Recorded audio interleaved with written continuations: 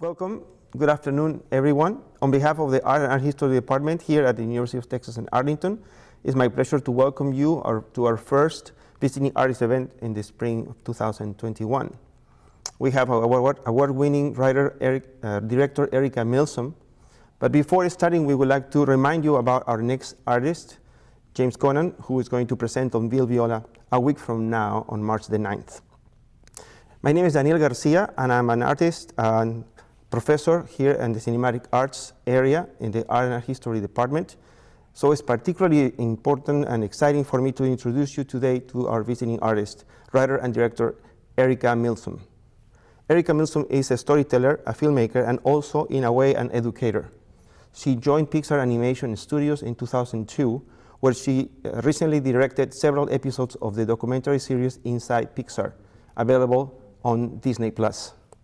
Inside Pixar is a documentary series of personal and cinematic stories that provide an inside look into the people, artistry, and culture of Pixar Animation Studios. As a documentary director at Pixar, Milsom has created hundreds of short pieces about the studio's filmmaking process, exploring topics ranging from Pixar's unique approach to character, world, and story development, as well as extensive technical innovations made over the years. In this role, Milsom works directly with each filmmaker's director and producers to highlight the ever-changing production process and unique elements that go into creating a Pixar film.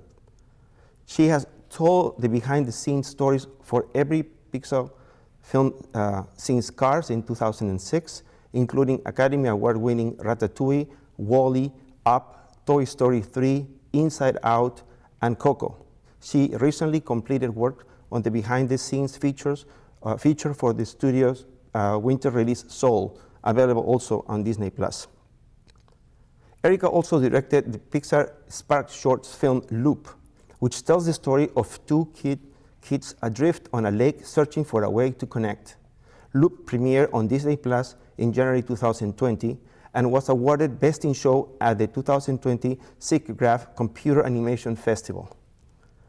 Additionally, Milsom has also directed many shorts, explained films, and a hybrid animation project for the studio's educational program Pixar in a Box, in partnership with Khan Academy, and content pieces for the exhibition Designs Behind Pixar. In conjunction with NASA, she directed the hybrid animation series Buzz Lightyear Missions Log, which can be seen in the Smithsonian National Air and Space Museum. Erica Milsom also makes independent films. In 2017, her first short film, So Much Yellow, a period piece set in 1960s about a road trip that changed one's family's life forever, hit the festival circuits, taking home the Austin Film Festival Audience Award, as well as many other awards in festivals across the country. In 2016, the year before, her pilot, Diana and the Cake Boys, won the Notice IFP, now the Gotham Awards, and was included in their Screen Forward Lab in Film Week in New York City. Well, it's an honor to having you with us, Erica. Thank you very much for giving us this time. Of course, thank you. That was a very long intro of myself. So I'm so excited to be with you guys, and I wish I could come next week when they're talking about Viola. I'd love to. So that's awesome. Well, I guess, shall I get going with the keynote that I brought? Yes, we're here. We're at the edge of our seats. This was fantastic. You have no idea how thankful we are for this presentation. And we have some time to have some Q&A. I think it's around 20 minutes, so this is a good number of minutes to complete the hour. Thank you so much again. It's just fantastic. And I was about to write a question myself because we have some questions already that have been coming in throughout your presentation. But apart from thanking you, I think it's extraordinary to see that being honest takes an effort. And sometimes it takes you to lay down your creative freedom or the pre-existing ideas that you have originally of what need to happen in the story, how the things are supposed to happen, the way performance, sound, everything. So I have some questions I would like to read, but I would like you to tell us a little bit, how is that internal negotiation for a writer and filmmaker who at the same time wants to be honest? What happens when you really are in love with something that you think is going to be so beautiful and powerful and creative, and then the research and the honesty just does not afford it? How does it feel? That's a great question. It's funny because I think had this been a film that wasn't about two identities that I don't share, I might not have been as obsessed with honesty. Although I think honesty and authenticity, even if you're doing something that's about rabbits or a leopard, that feeling like some sense of realism and authenticity underneath it is important, and it engages the audience. Like Pixar has this whole philosophy of truth to materials, and I don't know if you guys have you heard that before. It's this idea that despite it being an animated film and everything is created, because nothing in loop is real, right? It's all like a creation from artists, but that there's the grounding in all of our films. So if you watch Cars, it's like the cars feel heavy like an actual car. If you watch, there's a rule to whatever world we create, and we create those rules to keep them. So it's not just anything can happen. You have to find a way to kind of narrow the spectrum. Mm-hmm. So originally I had a character in here. This is actually, I think, where that created compromise. In the beginning, I had a character here that was kind of like this representation of how Renee saw Marcus. So there would be Marcus, and then there was this character in front of Marcus that was sort of like the energy that he was giving off, or the way that he was impacting her. And it just didn't land in terms of the honest, it was, I'm not inside her enough to interpret another human and her reaction to another human. So we ended up, it was, I wished I had jumped to that earlier. My only thing on making the film was that it's a great question. I felt like, it's animation, I should do something like magical and weird, magical, something that uses medium. And I really think that the idea that we used point of view very thoroughly, and the filmic thematic approaches does use that medium. I'm very adaptive. I don't know. I've also made a lot of films with kids, and I have to say, putting two kids on a lake and trying to shoot it, this is not easy. Yes. But so it's a great question, because there was that honesty and that freedom. I think once I decided to dump that other character and say, I'm going to focus on this story and make it as clear as possible, make it as cinematic as possible, and as honest as possible. It's a small story, but I think it's actually kind of a huge story for a lot of people in the world.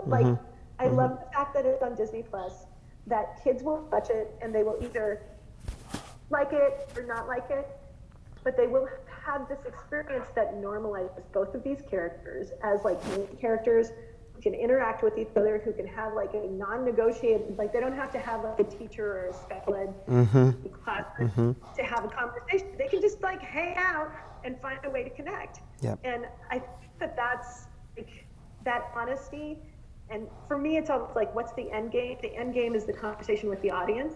And so sometimes it's okay, well, my artistic hopes to just have fun and play through the process, which I think you can do as an artist, right? But what's the end game? Are you achieving that goal of a good conversation? Mm-hmm. Thank you. Long answer. No, this is all good. It's all good.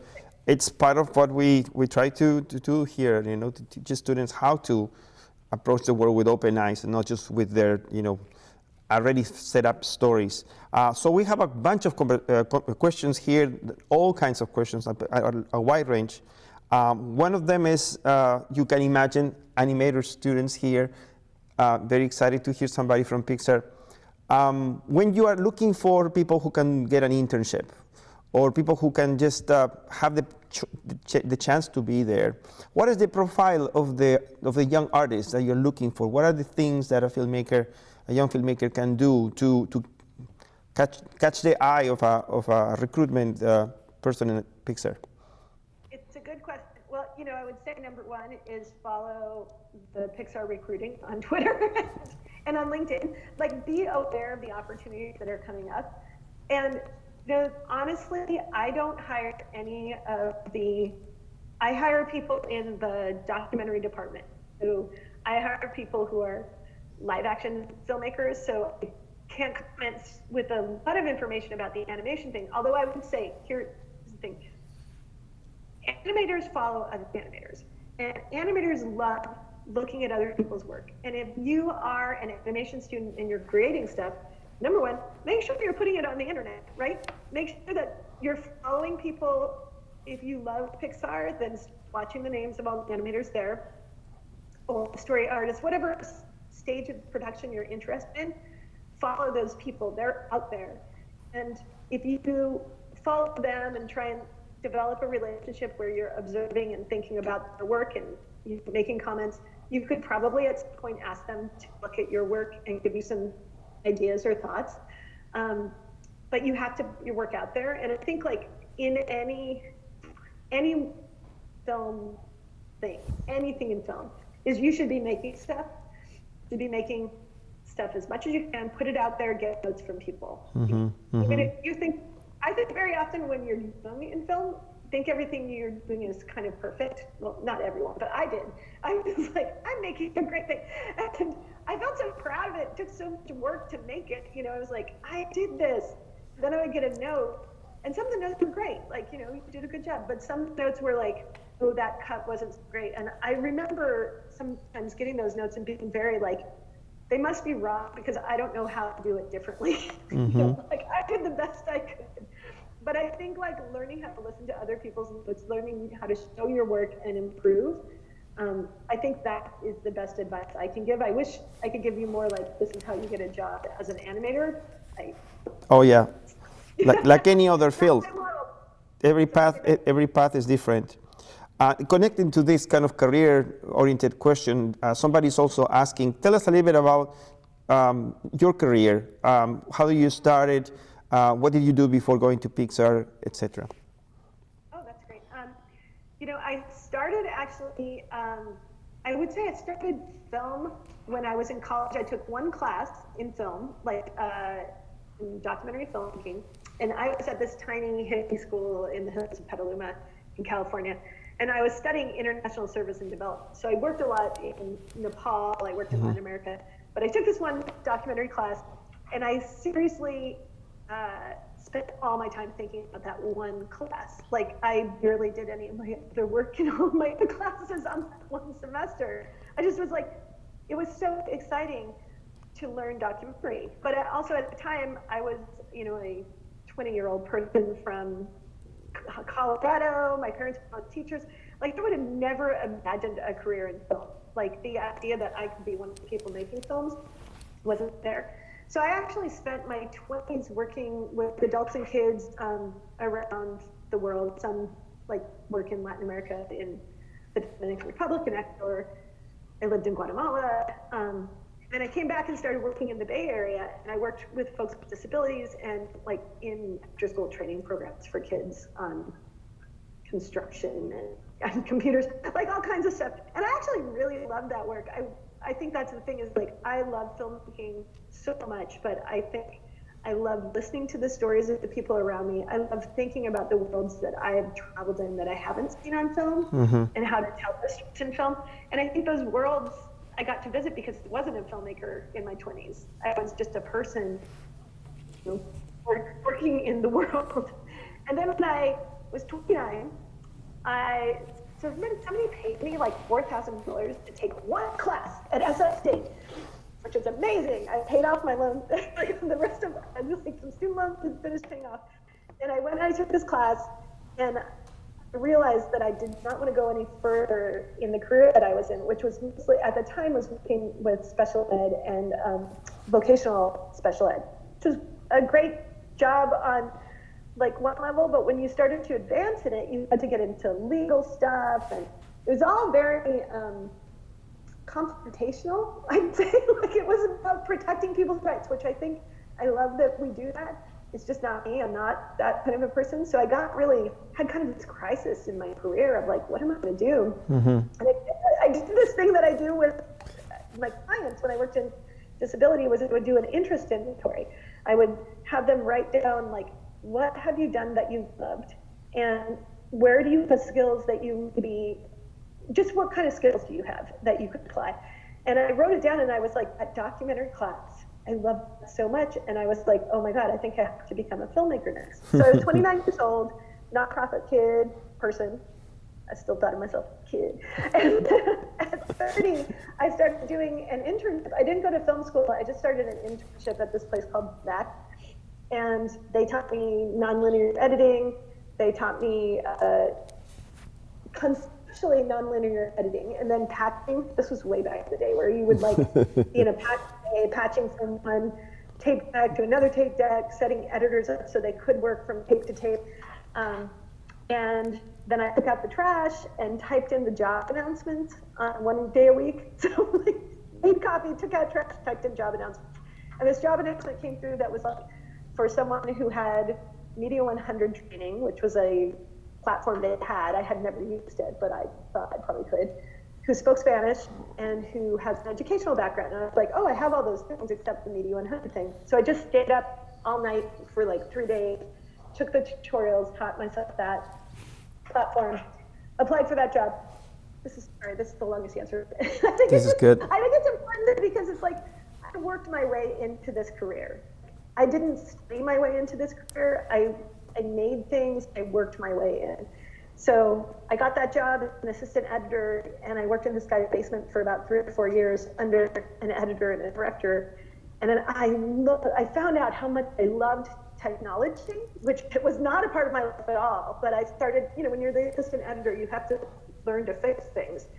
So I started to learn how to fix Media 100, and then logging, which is, I love logging. Documentary logging is just like cataloging what's happening. And I think that many documentary directors come from assistant editing because they learn how to see the story in a massive amount of stuff. Like with documentary, you have 300-400 hours of tape, and you have to narrow it down to an hour-long story. And like the editor definitely is responsible for that, but a great assistant editor is like somebody who's tagging it, seeing the stories emerge, and helping their editor to see stories that might not be immediately clear. So anyways, I love that. And then I got laid off from that because the company, I was the only employee, and the company was very small, and we lost like one contract, and they were like, we can't hire you. So then I got hired at Pixar to do the assistant editing for the Finding Nemo documentary called Making Nemo. So Andrew Stanton, the director of Finding Nemo, was like, I want to tell a real story. I don't want to tell a marketing story. I want to tell like the real documentary story of how hard it is to make these films. And so we started shooting it, and there was a director and an editor, and I sat next to that editor. In the old days, you sat in the room with the editors. It's like me sitting there on my Final Cut machine, and then him on the Avid doing it. So he was editing, I can't remember what short, he was editing the shorts, so he used to edit the short films, but he was also had a documentary background. And he was such a great advisor and mentor. His name is Steve Bloom. And he sort of just moved me into understanding a little bit more of like structurally how to tell like a documentary that's more entertainment focused, have more style necessarily. The stuff I'd been working before was more about like politics and advocacy, which was great. But now, I think Nemo was different. So. And then I worked with him for a while, and then I would support other editors on the documentary topic. Another Robert Grant Jones, who is just been interviewed on a podcast called The Culture, which you guys should definitely listen to. It's an amazing podcast from story artists at Pixar. And Robert had this very different way of assembling documentaries where he did it more by feeling. So when I was at Pixar, I feel like it was such a good place to be in a studio because I started to learn from the people around me. I started to have these people who had practiced their craft and learned from others above them, and were working on these films and getting notes all the time. And I started to understand how like getting notes and adapting and trying new things, being emotional as well as logical, and being visual and using sound, like how all those things would fit together. So I really learned film school. My film school was Pixar, I have to say. Which is not a bad film school.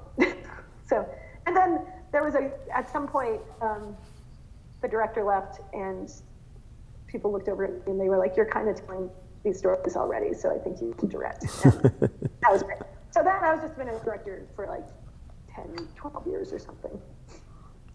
That was a long answer. All my answers are long. I'm sorry, I'm 50. A lot of life. Well, we're asking you to talk about your career, so there's so much to share. Thank you so much. I think you are confirming stuff that we all say to our students here. You know, you will never become a real filmmaker if you only think about filmmaking.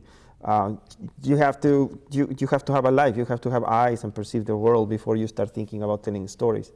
So I am kind of blending two questions here. Somebody is asking how many people in general it takes to make a production like Loop, in comparison to a larger film like the normal large movies that we see from Pixar. That's a great question.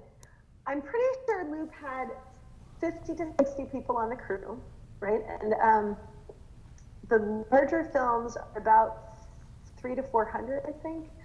And the timeline, I think, so, and the crew starts kind of small. It's just like, first it's me and the producer, the executive producers just supporting it. And then you add in the story artist and production designer and the editor. And then you kind of go, and then like the story artist drops off and you just have your editor there. And then you add in the layout department, and we had, I think, 5 layout artists. Layout is the stage where you translate the black and white drawings into 3D shots with like very lo-fi animation. It's like small, lighter models, but you put them into the sets. And then you have the set designer, and then from layout you move into animation, and then you get your character animators, which we had, I think, 12 character animators. Wow. Maybe 9. I'm sorry. I'm terrible. I wish my producers were on here because they'll really remember the numbers. I don't remember the numbers. Well, those numbers are making our animator students feel like they're superheroes. Oh, good. That's great. Well, actually, I forgot, because once you finish up animation, and then there's all these amazing stages. Like, you watch Loop and there's water. People had been like, "I can't believe you decided to make like a short film in 6 months set in water," because water's hard to do. Yeah. But we had Kylie, who was she was an intern. It was very new at the studio. And she was our supervisor for effects. So she had to figure out how to do all the water effects of the wake of the canoe and little, like, how many different kinds of like drips and drops we're gonna have and all that, which is a thing. And then simulation, like, I don't know, I just didn't realize how crazy it was to sit through simulation. We had, I think, 3 or 4 simulating artists. We also had character designers, set designers, people who populated, set dressers who put the trees and all the stuff in the little cabin, all the stuff around the lake. And yeah, it's a lot of, I'm trying to think of anybody else. Assistant editor, sound, of course, Kenny. And then Adrian, Adrian Maruri helped with the ringtone. I composed the ringtone on the bike while I was riding to work. And then sang it to him. And he did it. He made it work as a song. It's definitely an avalanche of work, and to think about 6 months, it's incredible the amount of expertise and efficiency that you have to actually wrap it in 6 months. So we're wrapping out our time here. We'd love to have another 2 hours if that's okay with you. And actually, I want to finish with some kind of technical question, because one of our grad student animators is asking, and I don't know if this is something you can answer. And she's asking, how often does Pixar uses and reuses assets from other projects? That's such a great question. Well, I actually weirdly wrote this so we could reuse assets. So I went through and I thought, like, oh, there should be a little cabin where we store the canoes. And then I'm like, Monsters University has a cabin. And then there's the playset from, like, the playset from Toy Story 4 is both in our film and also the short film Float. And then the characters, so the characters for many Spark shorts, the characters are like pulled from the backlot of one of the films. So our Toy Story 4 characters, because that was, there's the active films at Pixar, and they all have a thing called a unit. And within that unit are all the designs that live in the world. So, Soul has a unit, and their humans look different than the humans of the Toy Story world, right? So we don't always pull from this like universal design thing that studios use. Like a lot of studios, like their characters will all look very similar from film to film, but ours are pretty different and designed for the world that they live in. The Incredibles, it's like much more stylized, simplified characters. So our characters are Toy Story 4 characters from the backdrop, and Renee and Marcus were both like, I got to just go through this, like all this spectrum of backdrop kids and find the ones that were interesting, and we classed them, so made them, much nicer, gave them better controls. So Pixar, I think there sometimes is some reuse that goes from film to film, but the films have such like strong aesthetic uniqueness, though there's a Pixar style, and that Pixar style, who knows, maybe it's changed now too, because I think the Pixar style was very much defined by John in the old days, and now Pete's the head of studio, so they are different humans.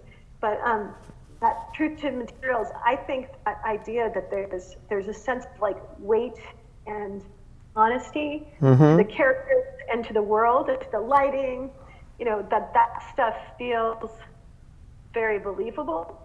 I think that's the Pixar style, and I think that from film to film, there's still like a shift in like the aesthetic drive, and so that reuse, I'm sure I'm sorry, again, just not super technical. I'm sure it is sometimes reused, but honestly, like in the Spark shorts, we reuse as much as we can, because we're just trying to get through these things and tell like the story in the most efficient way possible.